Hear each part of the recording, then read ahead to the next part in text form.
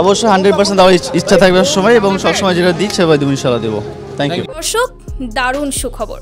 সবাইকে এবার চমকে দিয়ে শ্রীলঙ্কার বিপক্ষে পূর্ণাঙ্গ সিরিজ দিয়ে আবারও জাতীয় দলে ফিরলেন হার্ট হিটার সাব্বির রহমান। আর তাই তো বিমানে করে আজ লঙ্কানদের বিপক্ষে খেলতে দেশ ছাড়লেন তিনি। দর্শক, বিস্তারিত জানতে ভিডিওটি না টেনে শুরু থেকে শেষ পর্যন্ত দেখতে থাকুন। দর্শক, মূলত নতুন বিসিবি সভাপতি আমিনুল ইসলাম বুলবুলের চাওয়ায় জাতীয় দলের দরজা খুলে গেল সাব্বির রহমানের। তার কারণ, বর্তমানে বাংলাদেশ দলের করুণ বেহাল অবস্থা আবু আমিরাতের কাছে লজ্জার রেকর্ড করার পর সেই ধারাবাহিকতায় পাকিস্তানের কাছে বাংলা ওয়াশ হয়েছে বাংলাদেশ, যেটা তো আমরা সবাই জানি। এটা তো আর নতুন করে বলার কিছুই নেই। টাইগারদের একের পর এক লজ্জার রেকর্ড দেখে হতাশা ছাড়া উপায় নেই।